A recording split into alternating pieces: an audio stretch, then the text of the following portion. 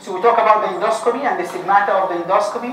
As I said, the stigmata of recent hemorrhage, we are looking for the spurting, if there is clot, if there is visible blood vessels, if there is oozing blood. These are high risk.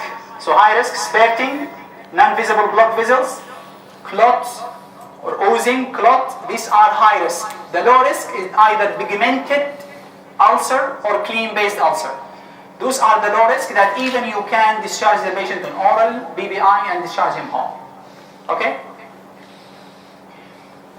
So these are the stage by Forrest score, either spurting, visible blood vessels, if there is clot, pigmented ulcer, and the last one is the clean-based ulcer. It's very important because by which we can look for the recurrence. For example, clean-based ulcer, the recurrence of bleeding is less than 5%, which is totally different from the patient with spurting more than 55%. The risk of bleeding. So Forrest score, it depends on the endoscopy finding and by which we can predict the mortality and the recurrence of bleeding. This is the tools that we use it, either mechanical method, which is we use hemoclub, we have thermal therapy, injection, but please, injection alone not be used anymore. So usually either injection plus one of the other facilities, but injection alone it's any more recommended to be used. Usually we have to use it combined with the other modalities, okay? And as we said, hemospray, and usually these kind of tools, it's only bridging.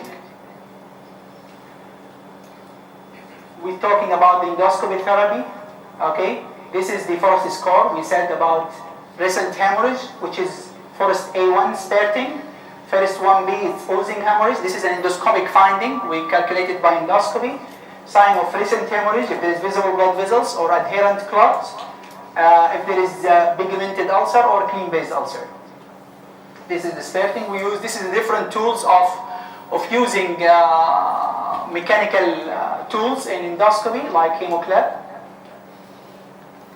This is the best modalities based on the scoring system. It usually depends on the endoscopy finding, as I said. And lastly, I would like to talk about, we said about the medical therapy for patients with peptic ulcer disease. We put the patient usually on the BBI, 3 days infusion, and after that we put the patient on oral and we discharge him after 3 days, okay? This is the most important thing, is the post endoscopy, 3 days IV BBI, and after that we can discharge the patient on oral medication. Regarding the BBI and the side effect of the BBI, especially nowadays, there is propaganda about the side effect of the BBI. We classify the side effect in spite. The side effect of the BBI is very rare. It's very rare. But they found that the side effect is more common in female. And not only that, they are common in a patient who is using the BBI daily for 365 days. But I recommend you to use it for 6 months, for example, continuously. But I don't recommend the BBI to be used in daily basis for 1 year. It's not recommended. Okay? And especially in female, because all the study approved that it can cause osteoporosis, especially in female. The side effect of the BBI, they classified it on short term, which is 1 month and less, or more than 1 month. Less than 1 month, usually the patient presented with infection. Pneumonia, SBB. Do you know that BBI is a predisposing factor for SBB? Patient can present it with diarrhea, microscopic colitis. Long-term using of BBI can cause osteoporosis, vitamin deficiency, especially B12, manganese, magnesium. There is a lot of microelectrolyte deficiency related to using long use of BBI.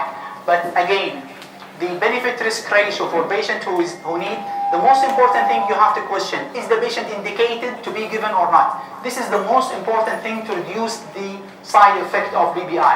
Usually question the indication for patient of BBI. If it doesn't need BBI, please just you can put him on H2 blocker, ranitidine or famotidine or whatever it is. Okay?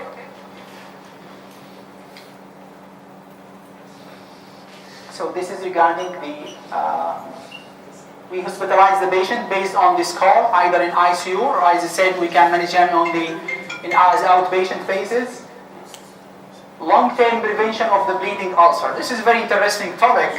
And there is a lot of recent study about it, that how we can recurrent the bleeding. If you want to prevent the recurrence, you have to know what is the etiology. And most common cause of upper GI bleeding, H. pylori. The first one is H. pylori. And the second one of the cause of peptic ulcer disease, the first one more than 90%, especially the duodenal ulcer, is secondary to H. pylori. The second one is non-steroidal anti-inflammatory drug. These are the most common two cause of. Then the other medication that you have to consider in upper GI bleeding is antipsychotic medication, especially SSRI. SSRI, one of the drugs can cause bleeding. And you have to remember, steroid per se cannot cause bleeding. Steroid per se. Steroid concomitant with antiplatelets can cause bleeding. Remember this thing. The other important factor, but steroid per se is not a cause of bleeding. Bleeding, I'm saying bleeding, not ulcer. There is difference between ulcer and bleeding. Okay?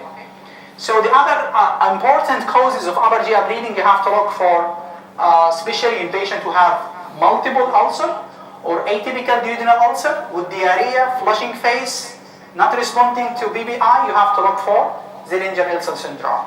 If all these causes are excluded, then you have to look for, think of out of the box, look for Crohn's, look for malignancy. And if the patient not improve after 6 months of BBI in peptic ulcer disease, please, you have to rule out malignancy and you have to rule out peptic ulcer disease, or you have to ask yourself that the patient he was taking the medication subtherapeutic or not. So regarding the H. pylori, the recommendation now it changed. Please, regarding, it's not anymore recommended to give your patient triple therapy. Not anymore, please, colleague.